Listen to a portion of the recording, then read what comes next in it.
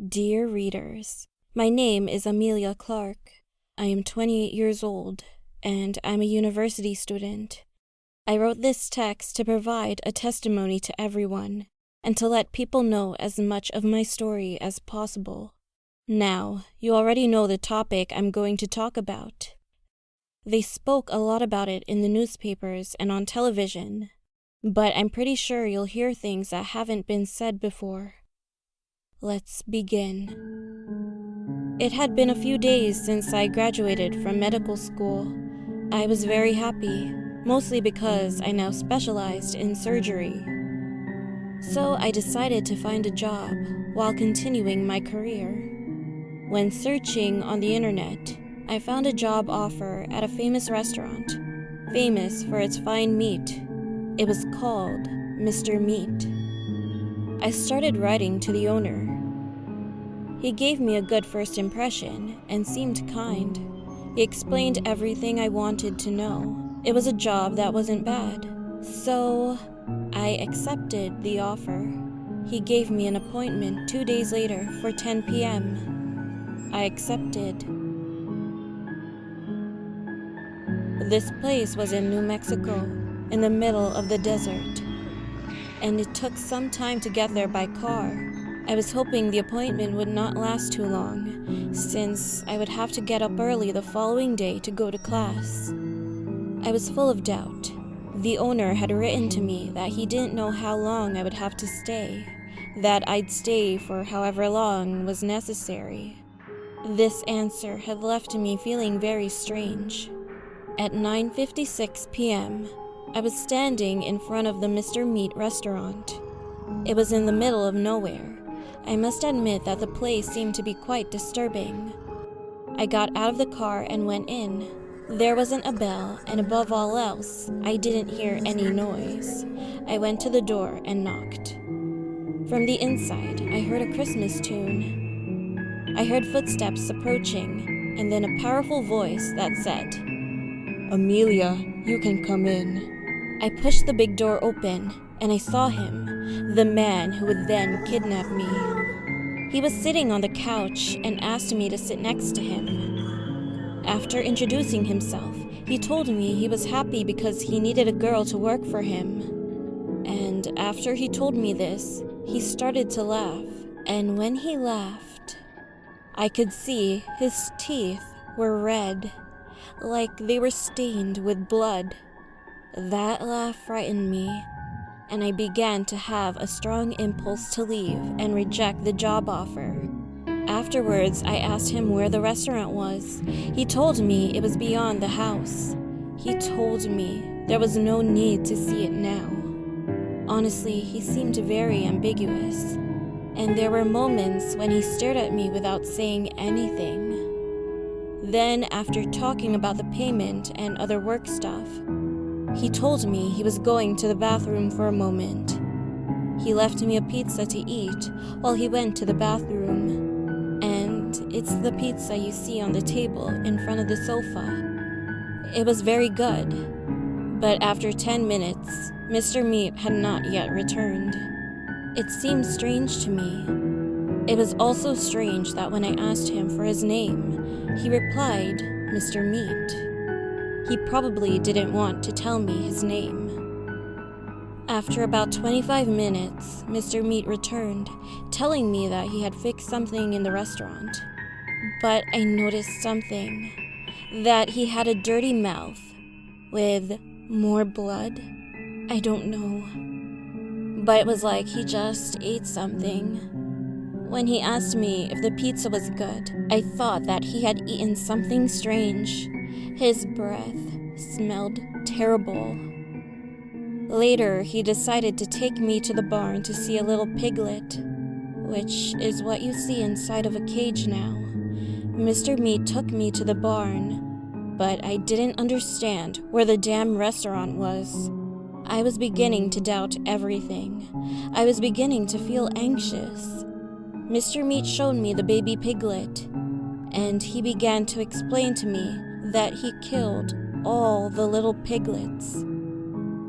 At that moment, my instinct was to run away from that house. I had to escape this job. This man was too weird.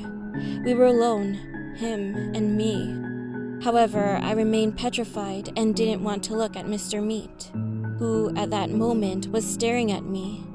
Then he told me, "Why don't you stay here and spend the night? I have a bedroom with a comfortable bed. Tomorrow I can make you breakfast, and you can go home." At that moment, I began to tremble, and in a shaky voice, I responded, saying that I was going home, and thanked him for everything. I told him that I would come back. At that moment, he answered me, "You're afraid of me, aren't you? Come on, I'll show you the bedroom. If you like it, you'll stay here with me. It's very late now." Still trembling, I replied that I would look. I didn't have the strength to leave. I was terrified. The room was after the garage. We entered. It was dirty and smelled. This situation really sucked, and the fear kept growing. There were also chains attached to the wall. I began to suspect that Mr. Meat was a maniac or a psychopath. I told him right away that I didn't like him and that I had to go home. He looked at me with an expression, almost of anger. Then he told me he had a nicer one up the stairs. I told him that I didn't want to sleep, and so I said goodbye to him and headed for the exit. But right when I was about to open the door, Mr. Meat said to me, "No. You come with me to see the room. Now." I turned around. He had a piece of meat in his hand.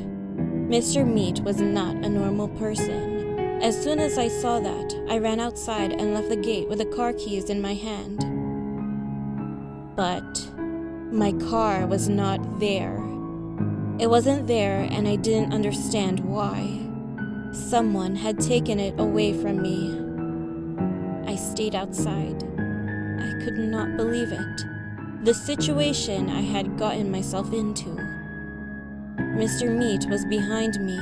He told me that my car was not there and that I could not go home. At that moment, he grabbed me and took me upstairs. I screamed and tried to free myself, but I couldn't. He took me to a bathroom and pushed me to the floor. Then he pointed to the tub and said, "See this substance? It's acid. Don't take a bath in here." Then he took my phone and threw it into the acid. Then he went out and locked the door. Here it was. I was alone in the bathroom of a maniac, of a crazy person who eats raw meat. I was terrified. I was scared that he would kill me. When forcing me to the bathroom, Mr. Meat had injured my leg, which was bleeding.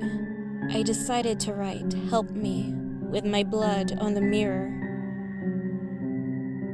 And then I woke up in his kitchen, tied to a chair. In front of me, Mr. Meat was cutting meat, and on the table in a dish was a piece of raw meat. I think he drugged me because I felt very weak. I felt sick and my hands were shaking. Mr. Meat told me to eat the meat if I wanted to survive. I didn't eat anything. I just saw that horrible man who ate a pig's leg, raw.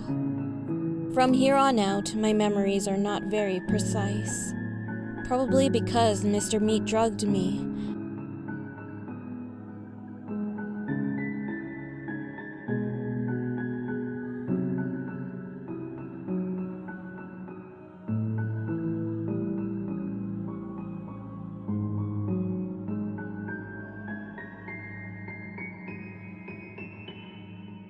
I have a memory of a room with legs attached. I thought it was a hallucination. Then now I know that in reality, they were real human legs that I saw. I actually remember the cell where he kept me for about a month.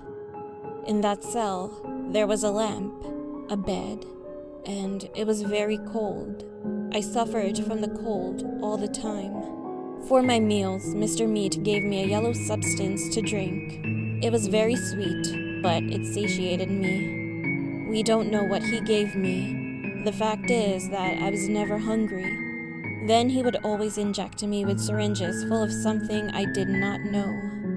I probably got drugged because I always felt weak, unable to get up, with tremors. I remember another fact.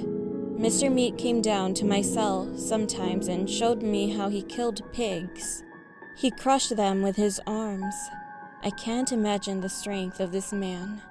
Then he left the pig in the cell for a while, and after a few moments he went inside and cleaned everything, always with a piece of meat in his hand.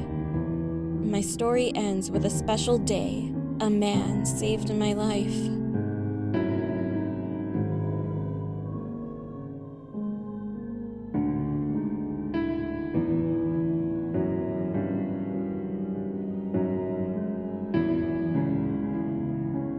Once, instead of waking up in the cell, I woke up to the police. They explained everything, and that Mr. Meat had been arrested. I work in a pizzeria now. Sometimes I still think about that time. I had nightmares for 6 months, and I don't eat meat anymore.